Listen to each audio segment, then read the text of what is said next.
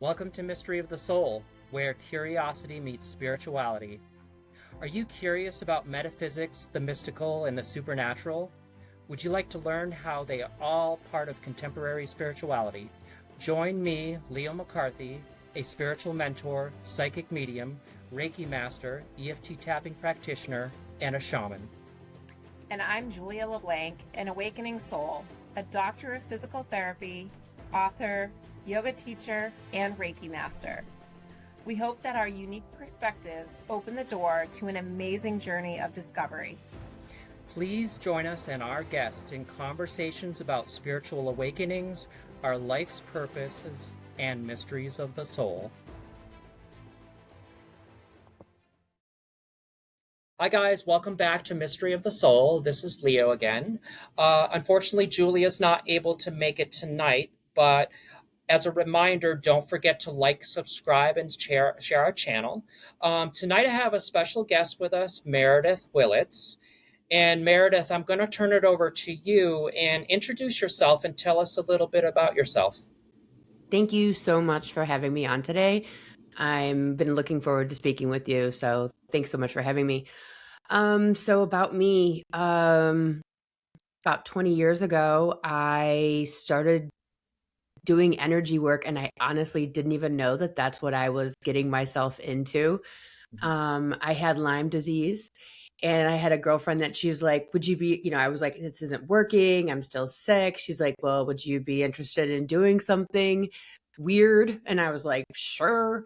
And I sent a photo, and she sent me a bottle of water, and I'm like, what is this magic? And it was all like frequency, like healing. It's called a total body analysis. And from that turned to emotional release work, energy work, and then mediumship, and then psychic work. And now I do intuitive life coaching. I'm on social media. I started a podcast about 5 years ago, Meredyth with a Y. And it's just, the stepping stones, one foot in front of the other. And now I do this really cool modality called MAP, Make Anything Possible, which I just started recently. And it works with the superconscious, and it's just absolutely fascinating. So that's kind of where I'm at right now, is really involved with this MAP, because I just find it so fascinating. And I use it on myself, and I use it on my family and friends and clients. And so it's been really a cool find that I'm working with right now. That's amazing. Where on your Lyme disease journey did you start to feel like either whatever you were doing to treat it maybe wasn't working, or you had reached a point where you felt like I need to do something different? And like, where did you first start looking? Well, you take the antibiotics, and they're really potent, and it's a whole thing. And I was to the point in my Lyme illness, because I didn't know that's what I even had. We lived in New Jersey at the time. And I just remember I went to the doctor to get vitamin B12 shots, because I'm like, I can only do one thing a day. Like, it's either the post office or laundry or groceries, and all of that requires a nap in the driveway before I even walk in the house. Like, it was, and then I would be talking, and I knew there was a word, and I couldn't find it. It was like I was losing language. So it was pretty severe. And I never had the bullet, the mark on my body. I don't remember getting bit. It wasn't anything like that. So I went to the doctor's office, and he walked into the office and found me sleeping. I did the whole Western medicine thing. And I just wasn't, I could tell I wasn't feeling better necessarily. And so I literally just put it out on Facebook. I'm like, I don't know what to do. I'm still struggling with this. And one of the gals from the town that I'm from, originally in Ohio, messaged me, and she, like I said, would you be interested in something weird? And I'm like, anything. And so when this woman from New York, upstate New York, sent me this vial of water, and my herniated discs never hurt again, ever. And this has been 20 years. I remember when I would take the dropper full of liquid, I could feel my throat wiggling. And I'm like, what is this? What is happening? And all my symptoms went away. And I was like, take my money. How do I learn about this? It's kind of what I'm doing right now with the MAP situation. I'm like, take my money. I need to know everything about this. My son was very sick from birth, my oldest one. His stomach was connected to his lungs when he was born. And so I went through the Western medicine channels of, staring at monitors, bleep, bleep, bleep, like I knew that Western medicine for, as a just a human. And so I didn't even know what I was getting myself into. And so once I started learning, I was doing advanced kinesiology, long distance with clients in Zurich in California, using a photograph and their name and birthday. Had no clue that I was tapping into their aura. I had no clue. I just knew I was doing it. And I was such a novice. I was just like, well, this works because they taught me how to do it. And it never occurred to me, like I have thousands of vials and each one's like a body part or a bone or a virus or a bacteria. And you like test it using, kinesiology and muscle testing, long distance. And it never occurred to me, like, you're tapping into that person's energy field. Like, you know what I mean? Like, it just wasn't. I was so naive. And so then I started kind of clocking, like, wait, how are you doing this? And then I was like, okay, wait a minute. So if energy is neither created nor destroyed, maybe I could tap into someone that's not here anymore. Like, it was literally this goofy, like this like clueless person just feeling around for just whatever might be. And the first time I did it, I tapped into my grandpa Burge, who is my father's father. And I actually ended up getting his mom, my dad's mom. And I became her from her perspective.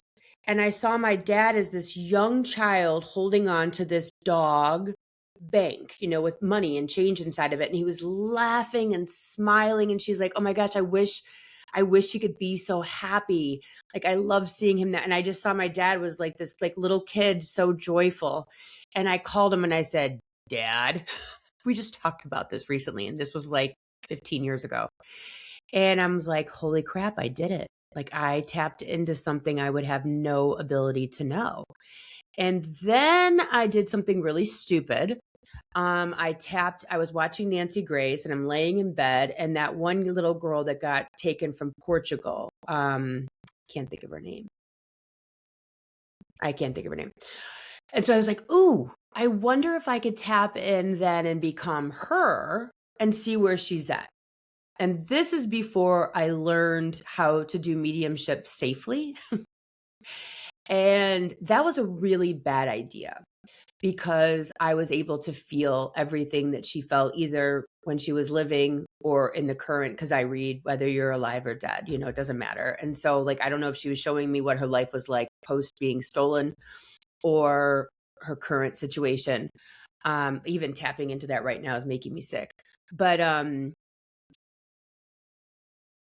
that was like 2 weeks of hell of experiencing that, even for the short moments that I did, because she was being trafficked. So I got a session with Pat Longo, who was the Long Island Medium's helper, trained her how to do it safely.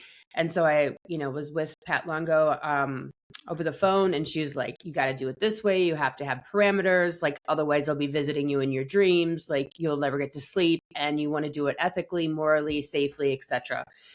And that kind of began the whole everything. Emotional release work, that's Dr. Bradley Nelson's The Emotion Code.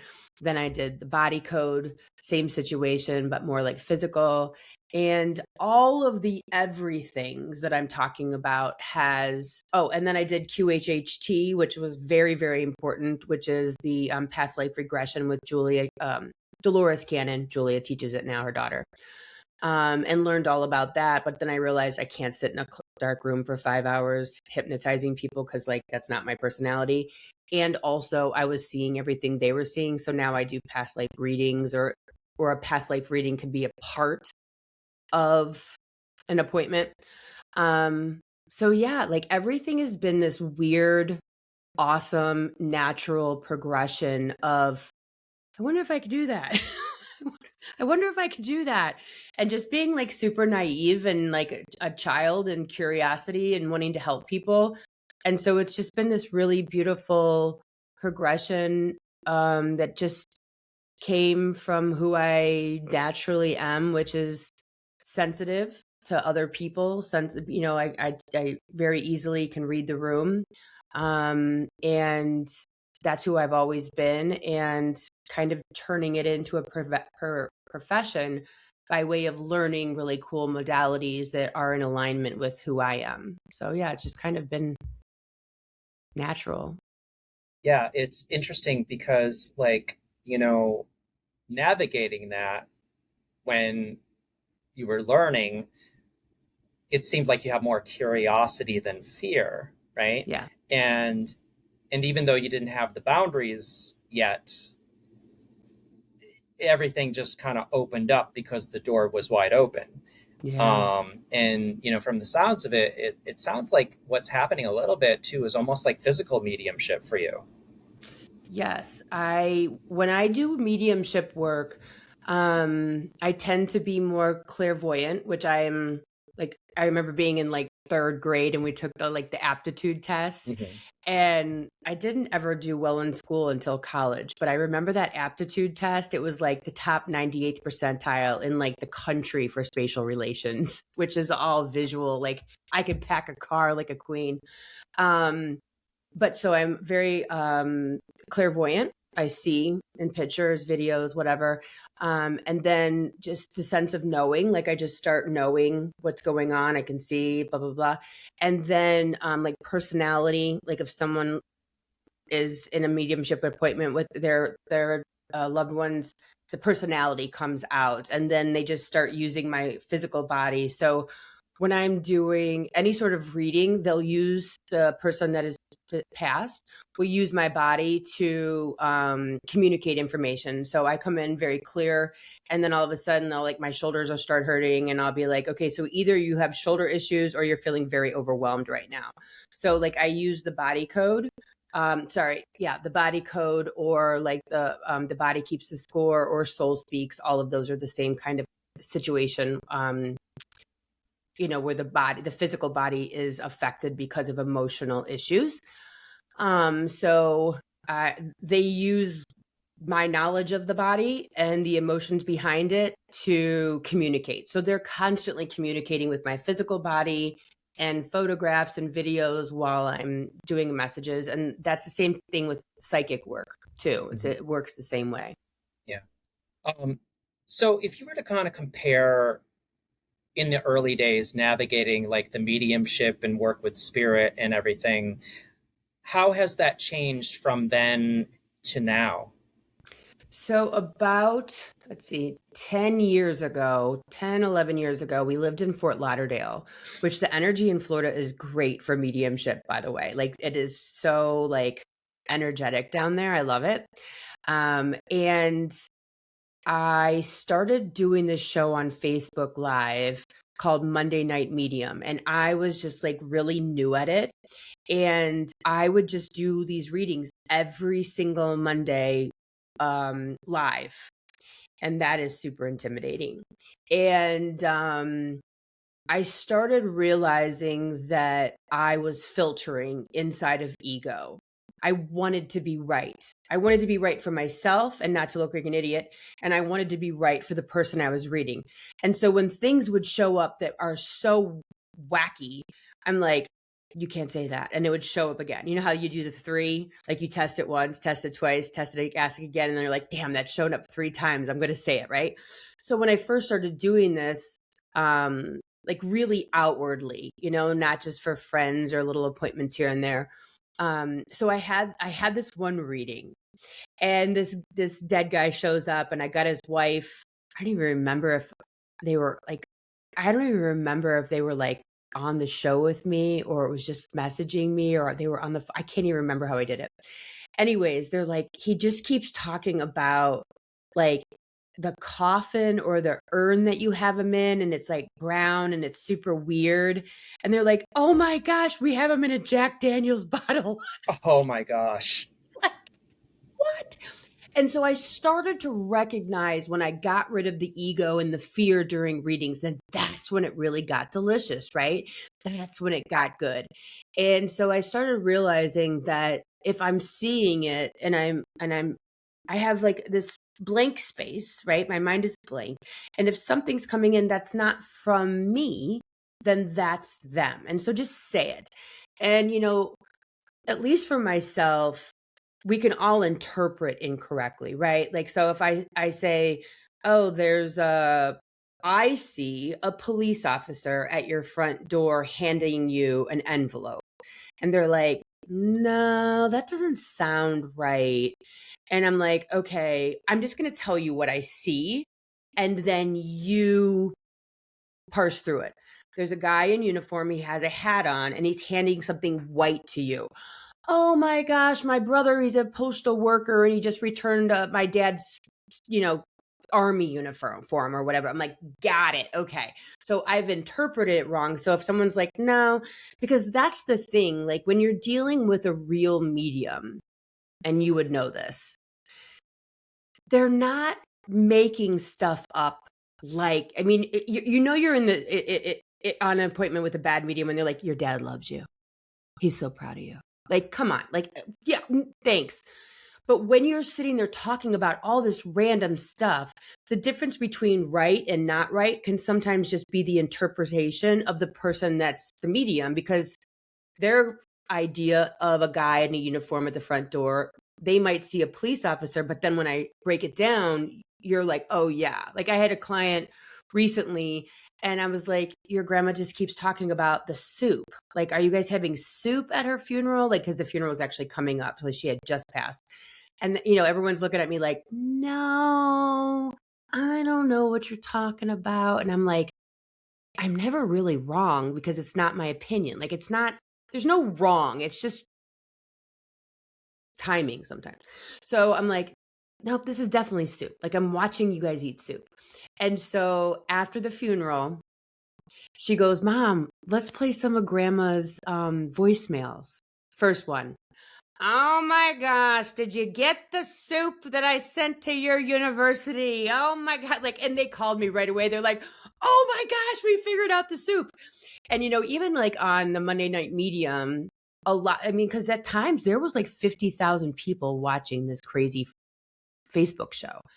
And they would message me after because they'd be like, no, I don't really know what you're talking about. As soon as I got off, they're messaging me, oh my gosh, my mom and sisters were watching and I didn't want them to know that I XYZ'd. So I told you, but you were so right. And I'm like, you made me look so stupid. like whatever. So like from that point to this point, my motto is it's not about me. So just say it. Just get your ego, get rid of it. It doesn't matter. If I'm good at this, it's not because of me. If I'm bad at this, it's not because of me. It could be interpretation. I'm saying it and I don't care anymore. So like ego to no ego, filter to no filter. And then you start to, because then you're in the flow and it's just going like crazy. It's so good. Yeah, it's like our ego kind of gets in the way a lot of times where we'll, in some of my studies and stuff, where you get stuff coming through, and like you said earlier about like interpreting like either the policeman versus the postman, right? Yeah. And like our mind, it's so subtle, but our ego is trying to figure it out. Yep. And it's so subtle, and we don't even pick up that that's happening until we kind of sit back and like, oh, that's what happened. Yeah. But you weren't wrong about, oh, this person with a blue hat or whatever and handing something white to the person, right? We just kind of interpreted it because like we saw a flash of an image. Yep. And that's where our brain went. Association. Our ego mind, we have right? an association. Yeah.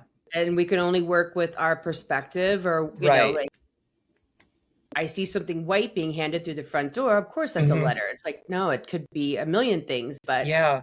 and so then that's when I go, if someone says no, then I break it down and say, well, this is exactly what I'm seeing. Right. Yes. And Right. then if they still say no, I'm like, then it's coming in the future. Or ask your mom about it. Like if it's the Yeah. dad. There's something you don't know about right now, Correct. or you Like don't it's know about it never yet. I'm Right. wrong Hmm. because it's not me. I'm seeing this. There's no reason I should be seeing this except for you to know about it. So if I'm seeing it, you need to know it. I don't know why. Here's your message. So, and when you start, and it's not cockiness, No. it's actually the opposite of cockiness. It's the Hmm. opposite of ego because you're Hmm. like, I don't know anything except for this. So Right. here it is. It's Like, more of like a matter of fact kind of yeah, thing. it just It's is. I should have, there's no reason I should be seeing this in my head. right up until now, like spirit hasn't steered me wrong, right? And so I have to listen to spirit if they're telling me this. And every other time I've trusted them, and every other time I've been validated, why would they change it up on me now? Right. Like, and I always tell people, I only deliver a healing message. I'm very, I tell people all the time, I've seen 2 curses in my entire career of almost 2 decades. And it's always negative energy from humans. It's just negative Yeah, that energy. makes sense. Yeah, because we manifest so much. Right. And then leaning into it. So I had one gal, she's like, I think my aunt put a curse on me. And I'm like, well, we can work on that and cut those ties and cut those cords. But it's your belief in it and the reality of it that is, tying you to that situation. But as far as like, no, like how much, where you focus your energy is where your energy goes, and it makes it more beliefs and then concrete, and then it's a real thing, and then so on and so forth. So I've only seen it twice in 20 years. So like these people that are like, hey, I need $5,000 to pray so that your, dad goes to heaven. Like, no, like Yeah. absolutely. That's a no for me. It's a no for curses. It's a no for you need another appointment. It's all of it's a no for me. Like just no. Yeah. Um, I know you've probably, you talked earlier about like the journey with the Lyme disease. Has there been anything else along like your journey that you're comfortable sharing Yeah. that I think is relevant? Yeah. So I think it was 20, let's see, it's probably 2020. I don't even pay attention. 2019, maybe. I got breast cancer. And there's literally no reason why I should have breast cancer, right? Like there's no one in my family, like it's not a thing. And so then I'm like, okay, so why? What is this here to teach me? So, and I talk about this a lot on my podcast because it's so visceral, it's so real, it's a real thing. And so every day I'm like, all right, what's this supposed to teach me? Because this is not supposed to be in vain. Nothing's ever in vain.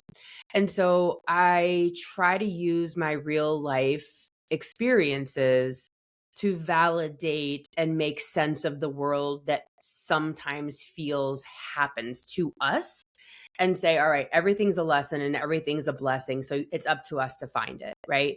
And so that was a really pivotal moment. And because I've been a mom now, it'll be 30 years. My oldest is 30 and my youngest is 14. So like I've been a mom and a wife for a long time. And I was always the person who was going to wait till my husband retired, wait till my kids graduate high school, like I am here, I am of service, this is my life, and like figure it out from this capacity of momville. And I said, no more. Like literally no more. I'm like, I went to Bali, I went to India, like I just started traveling. I started, hanging out with my oldest daughter who's now 27. Like I'm like, I'm meant to live. Like I'm meant to be a mom. I'm meant to be a wife, but I'm also meant to be an individual. And it doesn't always have, like, they can figure it out. Like, you know what I mean? Like my husband's a grown adult. He can figure it out. And of course he did. And actually now I'm getting ready to go back to Bali this September because I'm hosting a retreat. So it's kind of like a cool full circle. But like just learning to live fully as much as you possibly can, and allowing all of the things to change you as much as they can. And it doesn't matter what those things are. It could like I'm like big into I was talking on my the phone to my son today, and he's like, "Oh my gosh, I didn't get off at my exit." And I'm like, "Oh, it's probably saving you from a car accident." Like, that's awesome. I always tell people like the fender bender is saving you from the car accident because you stopped because of the fender bender. Like, that's Mhm. kind of how I try to live my life, is listening to the whisper at Yep. the grocery store or to send the text message or whatever the thing is. And so I try to live my life realizing that there's magic happening all around, but it's up to us to pay attention to it. Um, and of course I talk to my kids about this. And so um I was just talking to my daughter, and her boyfriend, he started working at this restaurant here in Chicago, and it's a great restaurant. And he was going to meet his buddies out recently. But he's only been working for this restaurant for a year. And so he was going to meet his buddies out at a bar. And this is an example of the whisper. And he was making one of his friends a gluten-free something or other. And, it's like, oh, I'm going to be late because I got to make this gluten-free something or other for my friend. And so he was late. And then he comes in, he starts playing pool. And this guy walks over to him and is like, hey, can I play pool with you? And his human reaction is like, no, we don't know you. But he heard the whisper, and the whisper said, say yes. Just say yes. And he was like, yeah, I guess so. And he's just the sweetest kid too. He's just wonderful. And he's like, yeah, sure. By the end of the night, my daughter's son just got hired at a Michelin star restaurant after only being in the restaurant business for 1 year. He by listening to just say yes. Just say yes, and he's like, I mean, like that, if that's not the epitome of listening to the whisper, and it shows up all the time when we quiet that ego voice, when we quiet the fear voice, when we quiet the voice that says you're fat, you're ugly, you're stupid, don't do this, who do you think you are? Like that voice, when we can quiet that negative Nancy programming voice, that spirit voice gets nice and loud, and then you can listen to the whisper. But so like that breast cancer, and then I think it'll be 2 years in August, which of course I was just on a walk freaking out about it.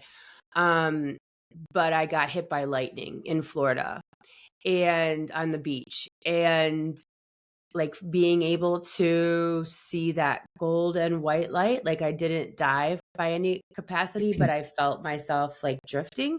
And then my loving, annoying husband asking me questions, pulling me back to this direction. And I'm like, no, but I want to go over there because that's really like dreamy. And he's like, what's the name of our dogs? And I'm like, no, but I want to go over here. I don't want to answer you. So getting to feel that, I think, really gives me an extra, like, the feel of that confidence that's different than maybe doing past life regressions. I actually got to feel it, and that was really special too. It's a little different than seeing it in a past life regression, or speaking with someone that's passed is different than the feeling of that golden white light was really cool. Was I it don't like, recommend it though. yeah, I mean, it's not every day that someone gets struck by lightning, right? And like, so was it like, can you describe a little bit more? Just because I know a lot of people are probably curious about that, but like, did it feel like it stopped time? Like, what happened? So I was standing underneath one of those beach umbrellas, Hmm. and it started raining, and it was crazy. And my husband was trying to put up like one of those half tents. Hmm. I don't know why. And I was standing underneath this umbrella, and I was like, had my head cocked to the side. And I'm like, he is gonna so get hit by lightning. He is so gonna get hit by lightning. Oh my gosh. He's so gonna, and all of a sudden it was the loudest sound that you can imagine. And what I think happened, because I remember being bent sideways with my head tilted, I think it like bounced off of the ground right next to me. If it would have been a direct hit, I probably wouldn't have survived. So it bounced right next to me and then landed on my head. And the best way to describe it is funny because my son was just talking to me about this today. And it felt like a couch landing on top of your head, like that, like this heavy, like it just felt like something, like I felt like I got punched straight down. Like I just remember thinking, I just got punched by God. Like that was the first thought. Like I just got hit by lightning. That felt like I just got punched by, like God literally just punched me. Like those are the thoughts that immediately went through my head. And then it was just like lights out. I just, like my husband said, I just fell over like a tree. And I remember laying there feeling my ears, like my one ear, because I fell sideways, filling up with water. And then like kind of gold and white light. And then my husband like asked me questions. And I remember thinking, if I don't answer him, he's going to be really upset, like sad. Like I'm going to make him worry. And I don't want him to worry. And then some woman was behind me and she started asking questions because they were like calling 911 and trying to explain where we were at on the beach and this, that, and the other. And he said he couldn't figure out any more questions to ask me. So then she started asking questions. And I just remember being like, oh, I guess I'm going to be here. I guess I'm going to live. I guess I'm going to live. Okay. And I've always told people, like, when you talk to someone who's like maybe dying, that 1000% works. And I've had nurses tell me since then, like, it is a real thing. Like, if you think someone's like dying, like literally keep talking to them, because you're literally anchoring the soul. Like you're anchoring the soul back to the reality of, oh, this is important. I guess that's a cool way to, like, oh, this is important. I should be present here. This is important. These things are important to me. Oh, yeah. Versus forgetting that they're important and allowing yourself to like kind of disassociate from the body. That's the only way I can describe it. And my husband said he was like medium freaked out until the woman's name behind me was Carol. Like it just popped in my head. And she started praying over me. And my husband said like he was just like that was just like way too much reality for him. But I lost feeling in my body for like maybe 20 minutes. My whole left side of my body went like paralyzed. And I just remember being like, I can't. And so they did like the heart monitors and the EKGs and like all the things. And I still get pain, like weird pain in the inside of my left leg in the same spot.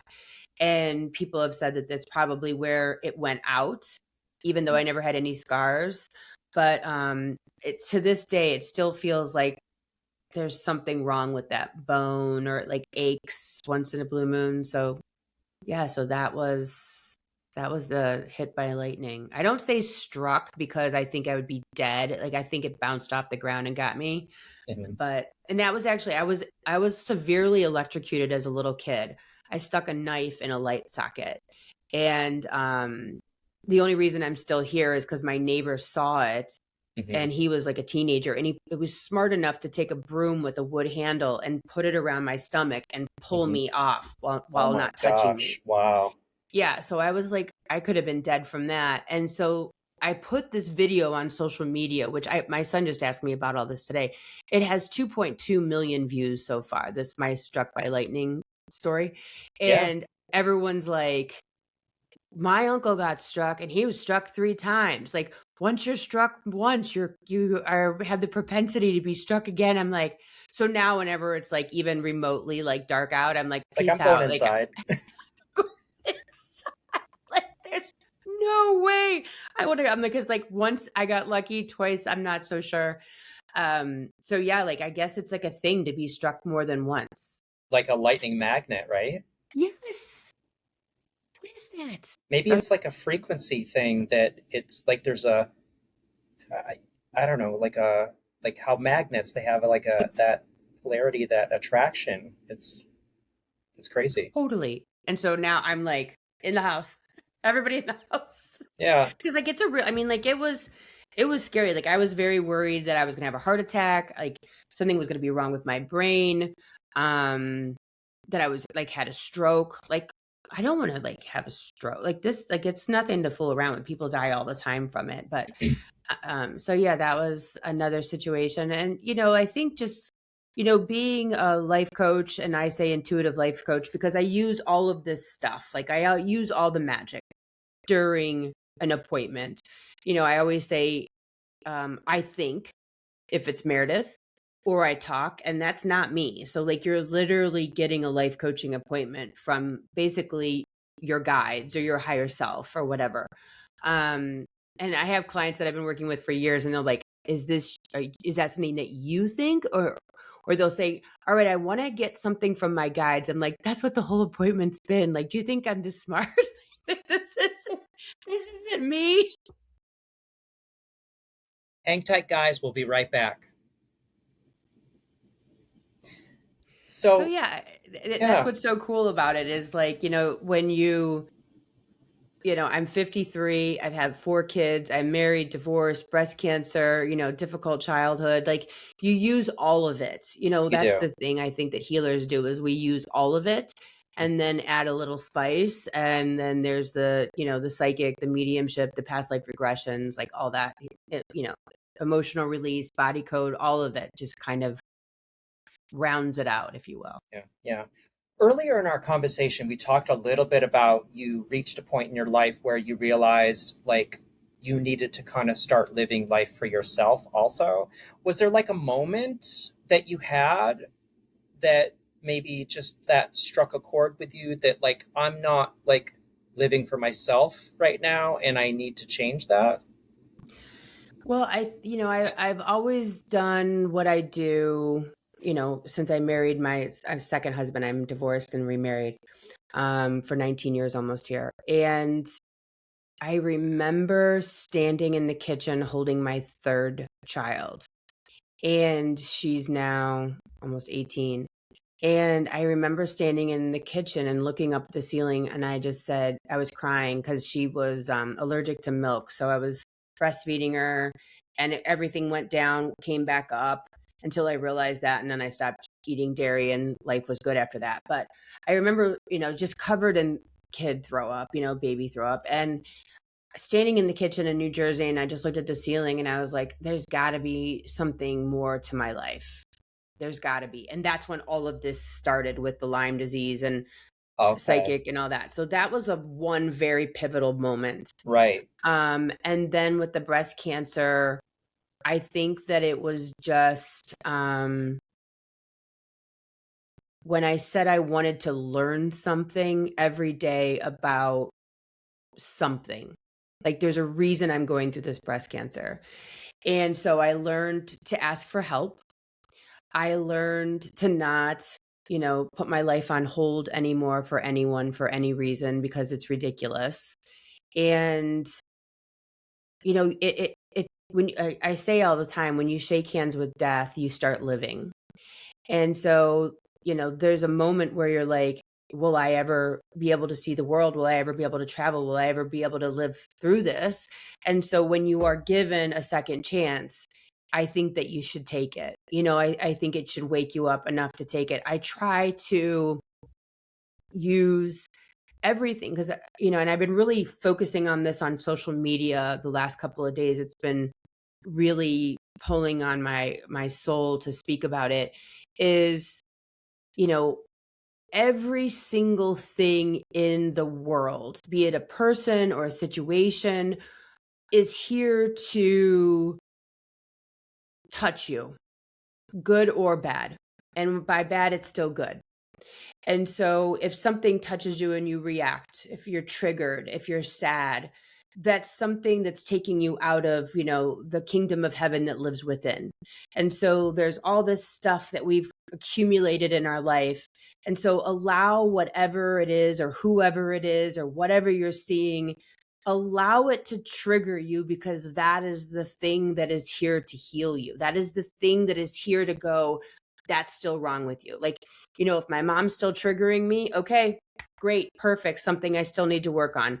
If the world's triggering, okay, great, boom, something to work on. So I try to recognize that all of the things around me are here for me just as much as I am here for other people. I serve a role in my family's life. I serve a role in my friend's life, and in the world's life, just like you do, And so I always try to look and say, okay, why did this show up for me?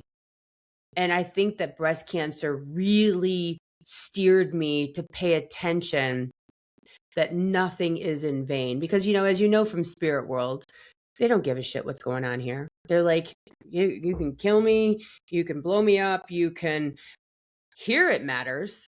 But from their perspective, they're like, okay, so I just died. Now what are you going to do? Or, like my higher self doesn't care if I live till tomorrow or not, if it doesn't serve me, if I'm not moving forward in my life. I know that, like, at first it starts as a whisper, then it starts as anxiety or depression, then it turns into back pain, then it turns into, ulcers, and then chest pain, and then a heart attack. And then your body's like, you're still not going to get that divorce, huh? Really? Okay. So I try to listen to the whisper way back here Right. instead of letting it get out of control. And so I try to use all the things all the time to ask myself, are you doing the thing to realize self? Are you doing the things to realize self? Because if you're having depression and anxiety, there's something going on. There's something that you're not listening to, that you're not solving. And if it gets to the point where your body has now killed itself, right? It's now killed itself due to inflammation, which we've learned is part of the brain's mechanism to stop you or change your life. Like if your body's actually killing yourself, then that means you're not living to your full potential. That means you're not living truly, deeply, madly in this lifetime. And so, any sort of pain or whatever, I pay attention to it. Any sort of anxiety, I pay attention to it. And so, I mean, I guess that's pay attention. Like that would be my message of everything, is pay attention. You feel like shit for a reason. Pay attention to it, Was there a time, Meredith, that we talk about the whisper and it can get louder until we get the message? But was there a time you can think back on that you had the whisper and you listen to it now when it's quieter, but do you remember or can you recall a time where you can go back and say, oh, yeah, it was whispering back then, but I didn't listen? All the times. See, it's funny. The whisper is a red flag a lot of It times. is. Mm-hmm. And all the times that I dated, friendshipped, jobbed, fooded, alcohol, did when I knew I shouldn't have. All the things that you kind of know, like if you talk to most people that get a divorce, they'll be like, did you know? And then so many people will be like, yeah, I kind of knew. Like I kind of knew the whole time. But I ignored the red flags. So not listening to the whisper is it actually gaslighting yourself. The whisper now is fun for me. The whisper now is, don't forget to buy milk. And then I go, but we have milk. I just saw we have a half a gallon of milk. And then I get home and it's all spoiled. And I'm like, damn it, I didn't listen to the whisper.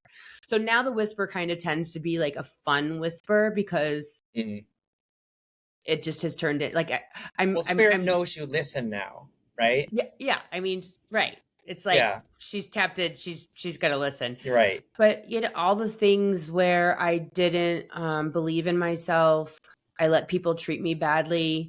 I forget what happened, but there was like one situation where I vowed. I think my daughter yelled at me when she was like younger, the adult daughter.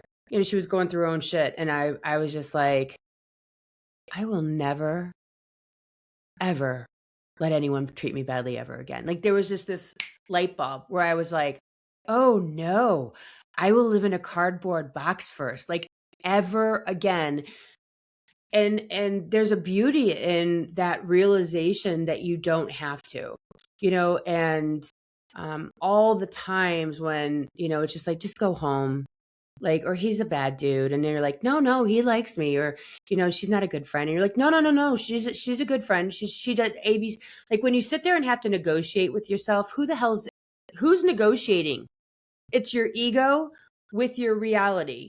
And you're back and forth like, yeah, it is. And no, it's not. Like if you're doing that, you're literally, your ego is arguing with your spirit. Like you're watching it happen. Like, hello. And so I would say all the times that I gaslit myself into believing that I deserve less than what I have right now, which is a whole lot more peace. I think a lot of people, when those red flags show up, you hear them and immediately I feel like it triggers a fear. And I think that's why we try to ignore it, because we don't want to look at it, you know? What I What do just you heard think? was What do because you there's think? not What do you think enough. that? Well, yeah. What do you think the fear is, or how would you describe that? Why people don't listen right away? Yeah, well, as soon as you said it, they're like, because they think there's not enough. There's not going to be another Mhm. guy. There's not going to be It's another girl. There's scarcity. not going to be another job. There's not going to be another car or house Hmm. or whatever. So it's fear of lack. So Right. fear of I'm never going to get it again. It's Hmm. why people Hmm. overeat. It's like there's not going to be like there's food tomorrow coming. Like we Hmm. have that inherent. A lot of that is DNA too. Like if we come from ancestors that lived through a famine, then it might be in our Hmm. DNA to Generational. be like Hmm. there's not going to be enough.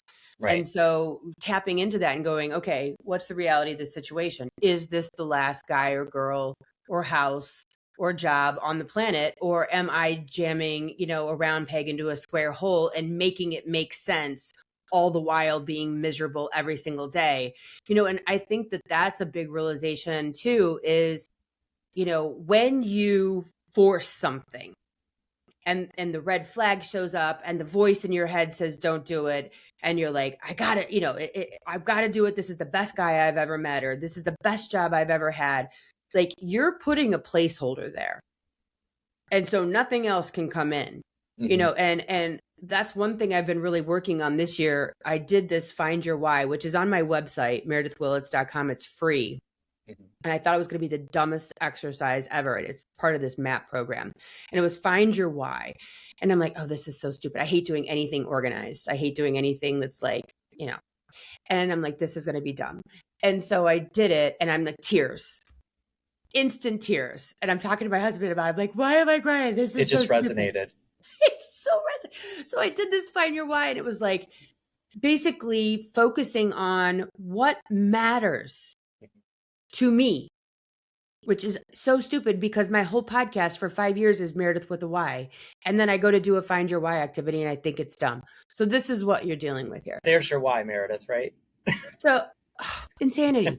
So I do this exercise, and it basically it whittles you down to find like why and what gets you going and what feeds your soul, right? Mm. And at the end of it, I was just like, oh my God, I'm doing all this stupid stuff, making me crazy with all these placeholders instead of doing the things that I really enjoy doing.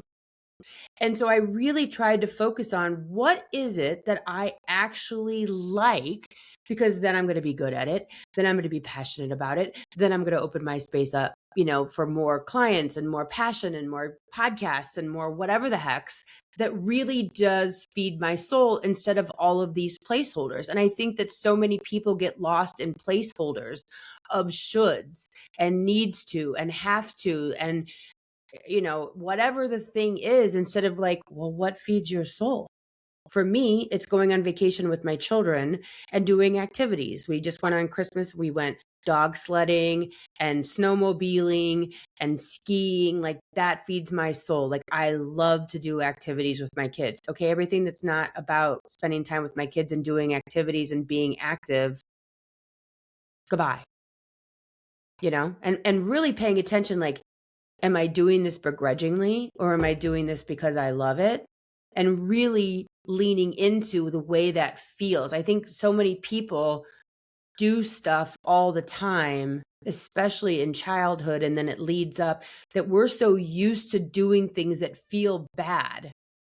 Because our mom says, like, go mulch the yard or go do dishes right now. And we get used to doing things that we don't like in childhood. And then it just continues on into the 20s, our 20s, and then our 30s. We don't even know what we like anymore. Well, it's just kind of like people, I think in that example, like people are losing a chance to kind of figure out their identity Yeah. because like society has kind of conditioned us. Yep.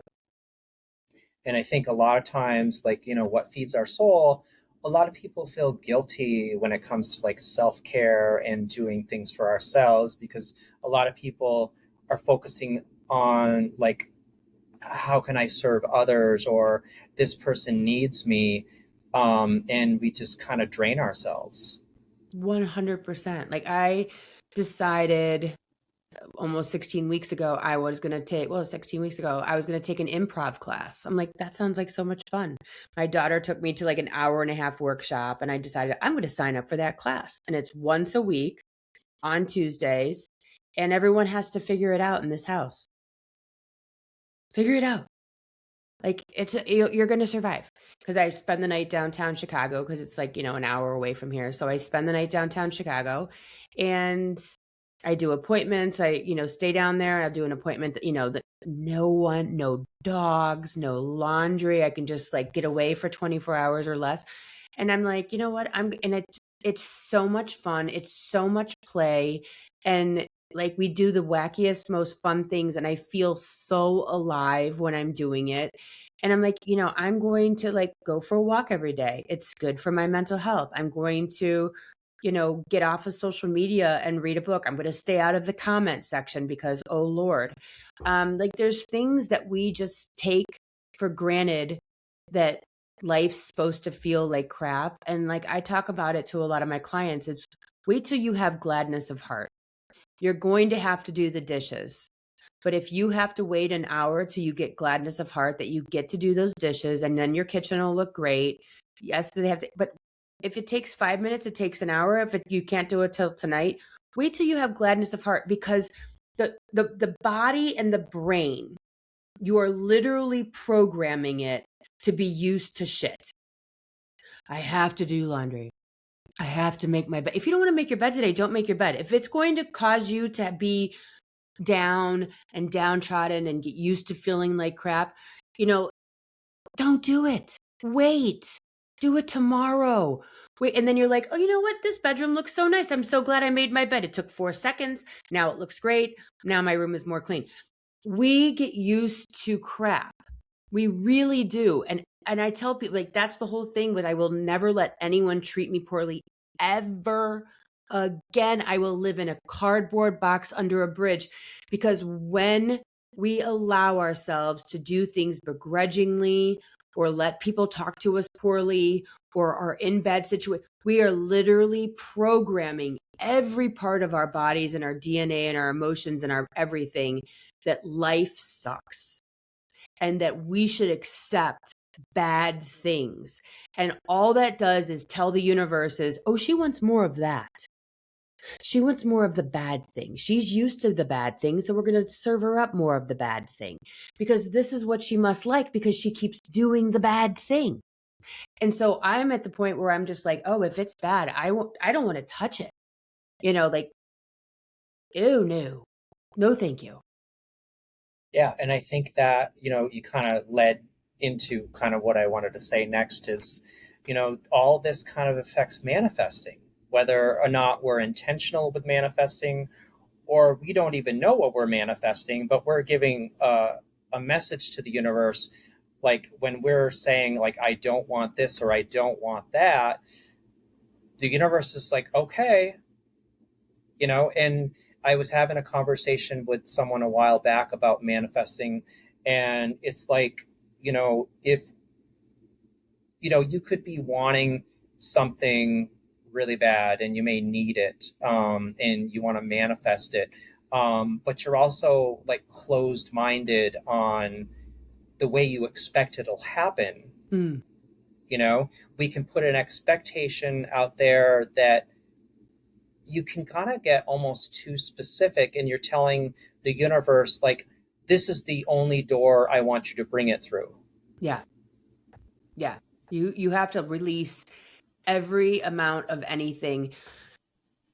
9 years ago, we moved to Chicago, and I went with my girlfriend. My girlfriend and I, we went to our other girlfriend's apartment downtown Chicago. And then that same gal, so she lives in the suburbs and she has an apartment, pied a terre, in Chicago, right? So we went there and we're like, my girlfriend and I were like, oh, this is fantastic. We want this. And then that same gal invited us to her house in Michigan, and we're like, oh, this is fantastic. We want this. That girl, myself, and my friend all have houses in Michigan and in the exact same apartment complex, and we all live in the same town. All three of us have the exact same thing, and it came weird. Like all of the things like showed up in weird situations. Like I was the apartment downtown Chicago. I was like at lunch with the gal I was with, and I bid on an auction, and I came home and I told my husband, I'm like, I just bought a condo downtown Chicago. He's like, holy shit, I'm going on a phone call right now. I'll talk to you when I'm done.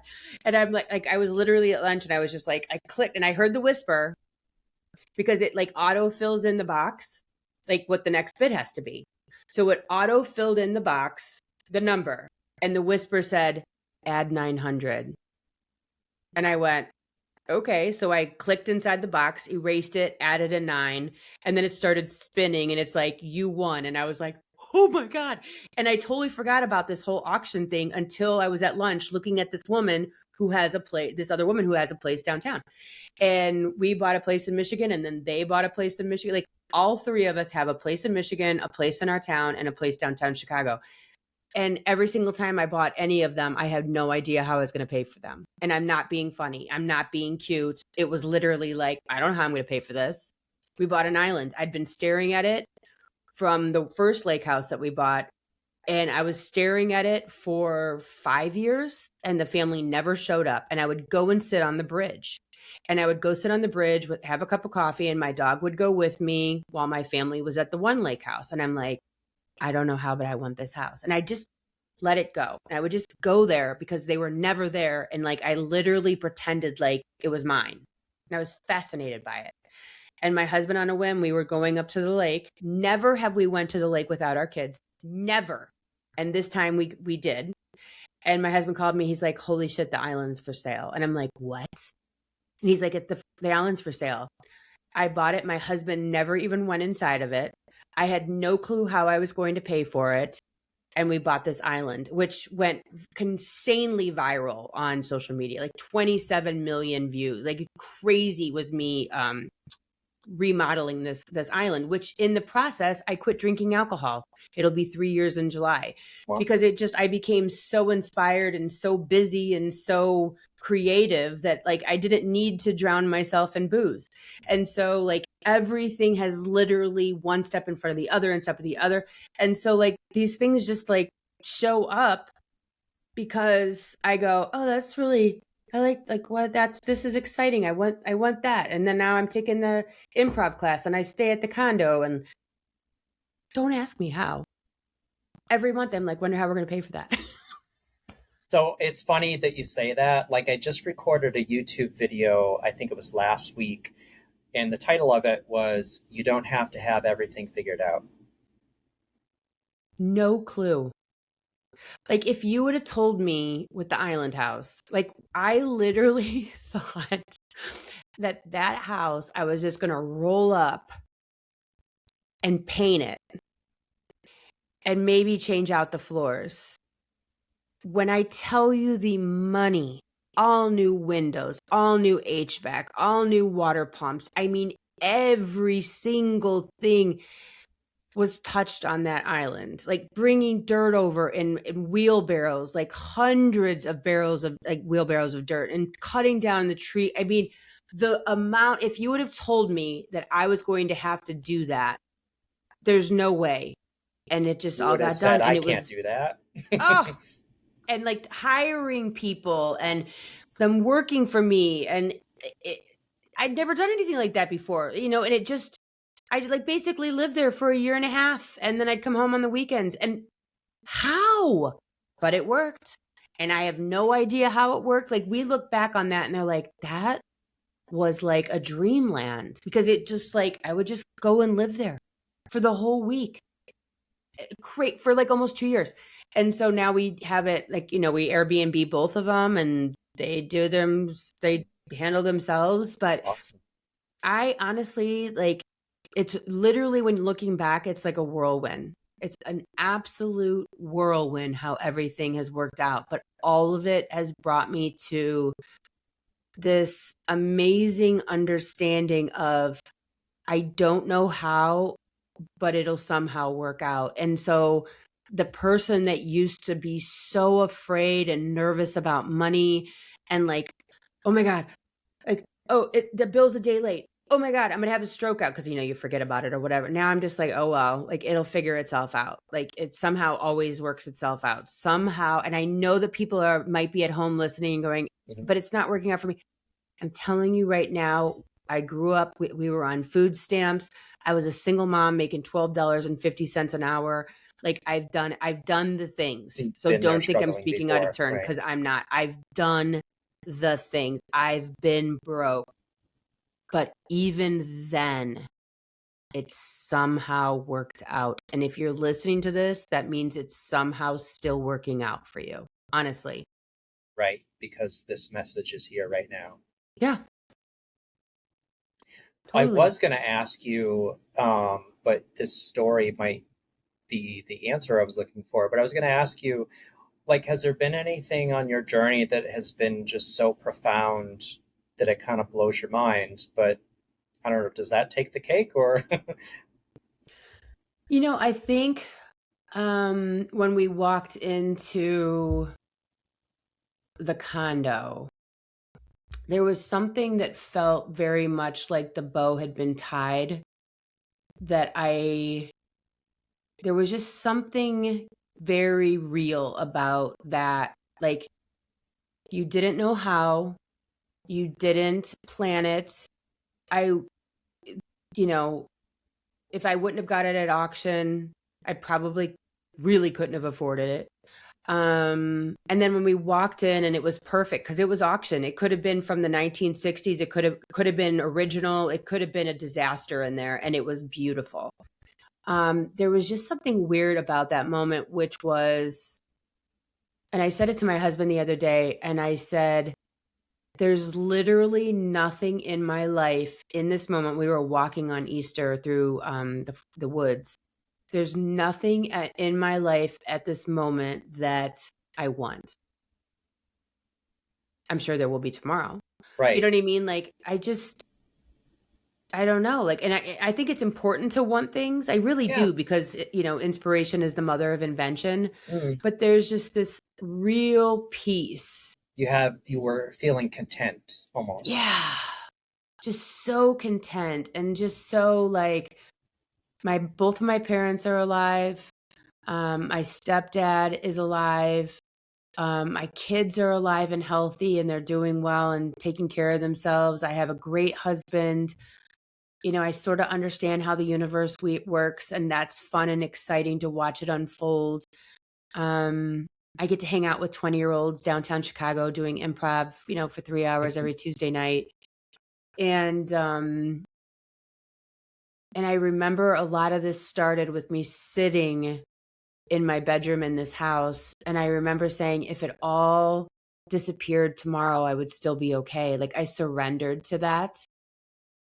And I know a lot of people are afraid to do that because they're afraid that they should suffer if that happens. Like, if they say, I'm giving everything to God, I'm giving everything over, I don't know what it's going to look like. I don't even know what that means. And I'm not a religious person, but I remember saying, I'm going to just give my entire life to whatever it is that is supposed to be, and I'm not going to fight it. And everything opened up after that. And I'm not being funny. Like, I literally surrendered to whatever it is. You know, if it's getting struck by lightning, it's getting breast cancer, if it's whatever it is, I don't know what it is. And it could be bad tomorrow, and it could be good tomorrow, and it could be better tomorrow, but we're not meant to suffer. You know, we're really not. And when you stop fighting what is, you stop suffering. Like, whatever is. It could be breast cancer, it could be an island, it could be a condo, it could be divorce, it could be whatever the hell it is. But when you stop fighting and you just go, okay, what am I supposed to learn? I'm not going to fight it. I'm going to learn something from it. I don't know why it's a blessing, but it's got to be, or it wouldn't be here. It's meant to change me. And the faster you can change, the faster you can see the writing on the wall and go, oh, this shit's supposed to change me. I'm going to do it today. I'm not going to Right. date 7 assholes. I'm going to learn on the first one not to ever gaslight myself again, not to ignore the red flags again, not to whatever it is. I try to learn real fast because I know, especially with myself, that it's not going to stop. My higher self isn't going to let me off the hook. It's going to just keep punching and punching and punching until like, oh, that's right. This is a lesson. So I try to learn fast. So when something comes up, I'm like, all right, Mayday, what are we doing here? What are we supposed to learn? And I try to learn it real quick. So any sort of discomfort or discontent or whatever it is, I try to learn it real fast. So if you date the same guy or the same girl or the same job or the same bad boss, that's a message. Learn it. Learn it today. And you don't have to keep doing it tomorrow. And then it'll show up and go, are you sure? And then you go, yeah, I'm sure. And then it'll go, okay. And then you can move forward. So like that's you putting it in front of you. And that's the other thing too, recognizing that I'm putting all this shit in front of me. I'm doing this. My higher self, I've decided that put this thing in front of me. So I'm like, okay, why did I do this? Why would I put this thing in front of me? Learn from it. And then it's a blessing. That's a Yeah, lot. This is a I lot. think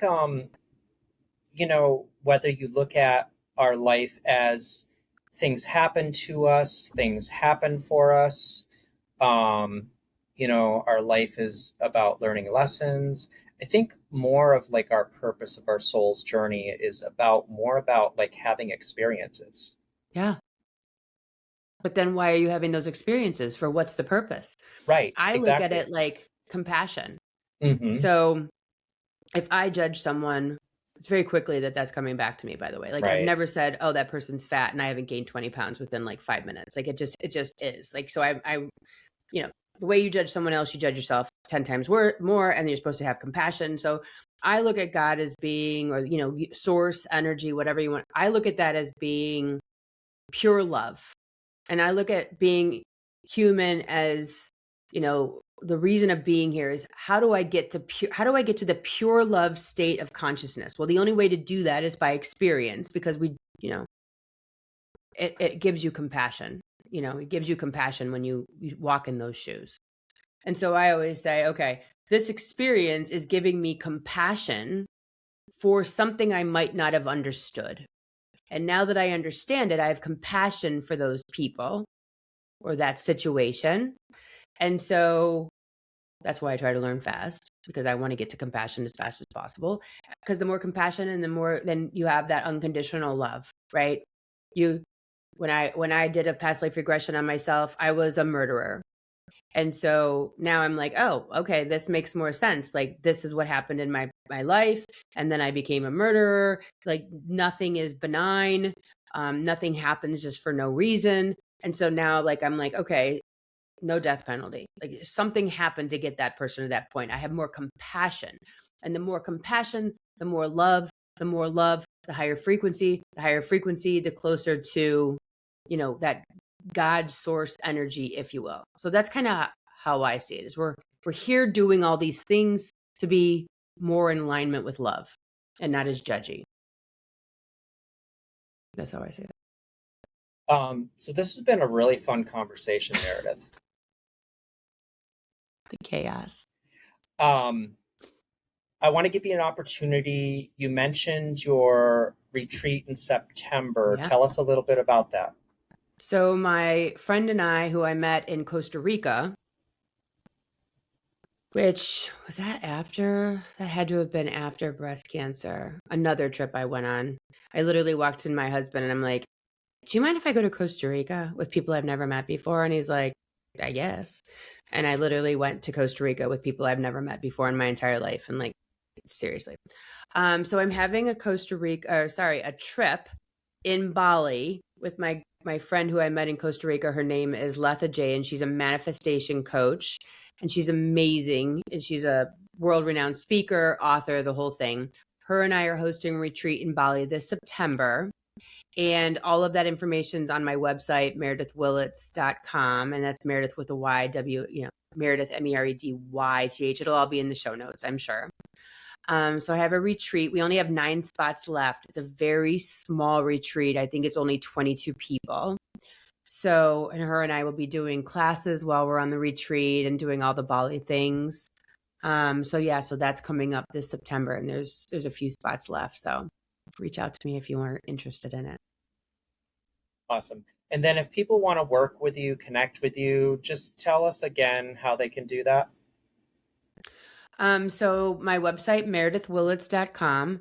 And I also have a Meredyth with a Y podcast too. If you want to hear more of this chaos and teachings and all the good stuff. I'm also on Facebook, Meredyth Willits 34.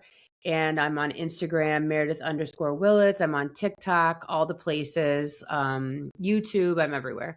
So, but if you want to work with me, I'm doing the MAP protocol healing method right now for $100 appointment, which I usually charge over $300 for an hour. So it's majorly on sale. And that appointment's like 60 to 90 minutes and it's done over Zoom. And I'm obsessed. My clients have been obsessed. It's very, very powerful and it can work on goals. Doesn't matter what it is. So yeah, meredythwillits.com. You'll find all of the things I just talked about. Great. All right. Well, thanks again for this conversation tonight, Meredyth. It was awesome getting to know you. Thank you, Leo. I so appreciate it. I wish I could have met Julia, but I know she had commitments tonight, but maybe next time. But thank you so very much for having me on. It's been wonderful to talk about all the fun things. Yeah, it's been fun. All right, guys. So just another reminder, don't forget to like, subscribe, and share us, and we'll talk soon. Bye. Bye. And to our listeners, if something stirred in your body, your breath, or your awareness during this conversation, trust that. Healing doesn't always arrive as answers. Sometimes it arrives as resonance. And if you want more information on Mystery of the Soul, go to our website at www.mysteryofthesoul.com. And if you're interested in more about Leo's services, go to his website at www.leojmccarthy.com, and you can always book a free discovery session with him. And if you're interested in the services that I'm able to provide, please visit arisewithjulia.com for any information about Dr. Julia LeBlanc. This has been Mystery of the Soul. Until next time, stay curious, stay embodied, and keep listening.